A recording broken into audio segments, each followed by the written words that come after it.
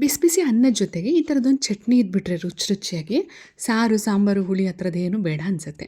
ಆದರೆ ಈ ಚಟ್ನಿ ಯಾವುದರಿಂದ ಮಾಡಿರೋದು ಗೊತ್ತಾ? ಕುಂಬಳಕಾಯಿ ಸಿಪ್ಪೆಲಿ. ಕುಂಬಳಕಾಯಿ ಸಿಪ್ಪೆಲಿ ಚಟ್ನಿ ಮಾಡ್ತಾರಾ? ತುಂಬ ರುಚಿ ಜೊತೆಗೆ ಆರೋಗ್ಯ ಕೂಡ ತುಂಬ ಒಳ್ಳೆಯದು. ಹೇಗೆ ಮಾಡೋದು ಅಂತ ತೋರಿಸ್ತೀನಿ, ಬನ್ನಿ ನೋಡೋಣ.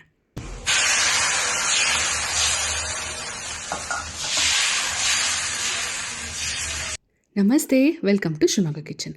ಕುಂಬಳಕಾಯಿ ಸಿಪ್ಪೆ ಚಟ್ನಿ ಮಾಡೋಣ ಇವತ್ತು. ಅದಕ್ಕೆ ಒಂದು ಹಿಡಿ ಆಗೋಷ್ಟು ಕುಂಬಳಕಾಯಿ ಸಿಪ್ಪೆನ ತೊಗೊಂಡಿದ್ದೀನಿ. ನೆಕ್ಸ್ಟ್ ಟೈಮ್ ನೀವು ಕುಂಬಳಕಾಯಿ ಮನೆಗೆ ತಂದಾಗ ಅಥವಾ ಕುಂಬಳಕಾಯಲ್ಲಿ ಏನಾದ್ರು ಅಡುಗೆ ಮಾಡಬೇಕಾದ್ರೆ ಮರೀದೇನೆ ಈ ಚಟ್ನಿನ ಮಾಡ್ಕೊಳ್ಳಿ. ಕುಂಬಳಕಾಯಿ ಸಿಪ್ಪೆಯಲ್ಲಿ ಆ್ಯಂಟಿ ಆಕ್ಸಿಡೆಂಟ್ಸು ಹಾಗೆಯೇ ಆ್ಯಂಟಿ ಏಜಿಂಗ್ ಪ್ರಾಪರ್ಟೀಸ್ ಇರುತ್ತೆ. ಜೊತೆಗೆ ಕೂದಲು ಉದುರೋದು ಕಮ್ಮಿ ಆಗೋಕ್ಕೆ ಕೂಡ ತುಂಬ ಹೆಲ್ಪ್ ಮಾಡುತ್ತೆ.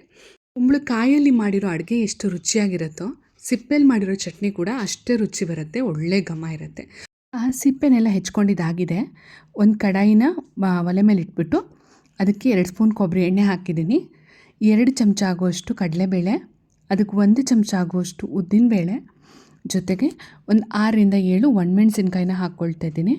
ಒಣಮೆಣಸಿನ್ಕಾಯಿ ಖಾರ ನೋಡಿಕೊಂಡು ನೀವು ಹಾಕ್ಕೊಳ್ಳಿ, ನಿಮ್ಮ ಖಾರಕ್ಕೆ ಅಡ್ಜಸ್ಟ್ ಮಾಡ್ಕೊಂಡು ಹಾಕ್ಕೊಳ್ಳಿ. ನಮ್ಮ ಮನೇಲಿ ನಾವು ಮೀಡಿಯಮ್ ಖಾರ ತಿಂತೀವಿ. ಇದನ್ನು ಹಾಕ್ಕೊಂಡು ಒಂದು ಸ್ವಲ್ಪ ಹುರಿಬೇಕು. ಯಾರು ನಮ್ಮ ಚಾನಲ್ನ ಸಬ್ಸ್ಕ್ರೈಬ್ ಮಾಡದೆ ನೋಡ್ತಾ ಇದ್ದೀರಾ, ದಯವಿಟ್ಟು ಸಬ್ಸ್ಕ್ರೈಬ್ ಮಾಡ್ಕೊಂಡು ಸಪೋರ್ಟ್ ಮಾಡಿ. ನಿಮ್ಮ ಸಬ್ಸ್ಕ್ರಿಪ್ಷನ್ನು, ಲೈಕು, ಕಮೆಂಟು, ಶೇರು ಎಲ್ಲ ನಮಗೆ ಮೋಟಿವೇಶನ್ ಇದ್ದ ಹಾಗೆ ಇನ್ನೂ ಒಳ್ಳೊಳ್ಳೆ ವೀಡಿಯೋಸ್ಗಳನ್ನ ಮಾಡೋದಕ್ಕೆ. ಹಾಗೆ ಪಕ್ಕದಲ್ಲಿ ಕಾಣೋ ಬೆಲ್ ಐಕಾನ್ ಕ್ಲಿಕ್ ಮಾಡಿದ್ರೆ ನಾವು ಹಾಕೋ ವೀಡಿಯೋಗಳ ಮೊದಲು ನೋಟಿಫಿಕೇಷನ್ ನಿಮಗೆ ಸಿಗುತ್ತೆ. ಈಗ ಕಡಲೆಬೇಳೆ ಕಲರ್ ಚೇಂಜ್ ಆಗಿ ಒಣಮೆಣಸಿನ್ಕಾಯಿ ಒಂದು ಸ್ವಲ್ಪ ದಪ್ಪ ಆಗಿದೆ.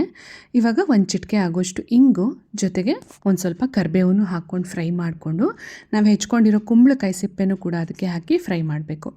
ಈಗ ಇದಕ್ಕೆ ಚಟ್ನಿಗೆ ಎಷ್ಟು ಬೇಕೋ ಅಷ್ಟು ಉಪ್ಪನ್ನು ಹಾಕ್ಕೊಂಡು 1-2 ನಿಮಿಷ ಹಾಗೆ ಎಣ್ಣೆಯಲ್ಲಿ ಸಿಪ್ಪೆನ ಬಾಡಿಸ್ಕೊಂಡು ಅರ್ಧ ಗ್ಲಾಸ್ ಆಗುವಷ್ಟು ನೀರನ್ನು ಅದಕ್ಕೆ ಹಾಕ್ಕೋಬೇಕು. ನೀರೊಳಗೆ ಸಿಪ್ಪೆ ಬೆಂದು ಸಿಪ್ಪೆ ಮೆತ್ತಗೆ ಬೇಕೋಬೇಕು, ಅಲ್ಲಿ ತನಕ ಅದನ್ನ ಬೇಯಿಸಿ ಆಮೇಲೆ ಅದಕ್ಕೆ 1 ಹಿಡಿ ಆಗುವಷ್ಟು ಕಾಯಿ ತುರಿನೂ ಹಾಕಿ ಮಿಕ್ಸ್ ಮಾಡ್ಕೊಂಡು ಒಲೆ ಆಫ್ ಮಾಡಿ ಒಂದು ಚಿಕ್ಕ ನಿಂಬೆಹಣ್ಣಿನ ಗಾತ್ರದಷ್ಟು ಹುಣಸೆ ಹಣ್ಣನ್ನು ಅದಕ್ಕೆ ಹಾಕ್ಕೊಂಡು ಇದನ್ನೆಲ್ಲ ಒಂದು ಮಿಕ್ಸಿ ಜಾರಿಗೆ ಟ್ರಾನ್ಸ್ಫರ್ ಮಾಡ್ಕೋಬೇಕು. ಹಾಕ್ಕೊಂಡು ಬೇಕಾಗಿರೋಷ್ಟು ನೀರನ್ನು ಆ್ಯಡ್ ಮಾಡಿಕೊಂಡು ಮಿಕ್ಸ್ಚರ್ ಒಂದು ಸ್ವಲ್ಪ ತಣ್ಣಗಾದ್ರ ಮೇಲೆ ಅದನ್ನು ರುಬ್ಕೋಬೇಕು. ರುಬ್ಬಿ ಅದನ್ನು ಒಂದು ಪಾತ್ರೆಗೆ ಶಿಫ್ಟ್ ಮಾಡ್ಕೊಳ್ತೀನಿ. ಕೊಬ್ಬರಿ ಎಣ್ಣೆಯಲ್ಲಿ ಸಾಸಿವೆ, ಉದ್ದಿನಬೇಳೆ ಮತ್ತು ಕರಿಬೇವು ಹಾಕಿ ಒಗ್ಗರಣೆ ಕೊಟ್ಕೊಂಡಿದ್ದೀನಿ. ಆ ಕ್ಲಿಪ್ಪಿಂಗ್ ಮಿಸ್ ಆಗಿದೆ, ಅದನ್ನು ಇದಕ್ಕೆ ಆ್ಯಡ್ ಮಾಡಿಕೊಂಡು ಕಲಿಸ್ಕೊಂಡು ಬಿಸಿ ಬಿಸಿ ಅನ್ನದ ಜೊತೆಗೆ ಇದನ್ನ ಎಂಜಾಯ್ ಮಾಡ್ಬೋದು. ಬಿಸಿ ಅನ್ನಕ್ಕೆ ಹಾಗೆ ಹಾಕ್ಕೊಂಡು ತಿಂದರೂ ಬರುತ್ತೆ, ಇಲ್ಲ ಒಂಚೂರು ಎಣ್ಣೆ ಇಷ್ಟಪಡ್ತೀರಾ, ತುಪ್ಪ ಇಷ್ಟಪಡ್ತೀರಾ ಅಂದರೆ ಅದ್ರ ಜೊತೆಗೆ ಕೂಡ ಎಂಜಾಯ್ ಮಾಡ್ಬೋದು. ಟ್ರೈ ಮಾಡಿ ನೋಡಿ, ನಿಮ್ಮ ಫ್ರೆಂಡ್ಸ್ ಆ್ಯಂಡ್ ಫ್ಯಾಮಿಲಿ ಜೊತೆಗೆ ಶೇರ್ ಮಾಡಿ. Thank you. ಸಬ್ಸ್ಕ್ರೈಬ್ ಮಾಡದೆ ಹೋಗ್ಬಿಡಿಪ್ಪ, ಆಗಾಗ ಬರ್ತಾ ಇರಿ ನಮ್ಮ ಮನೆಗೆ.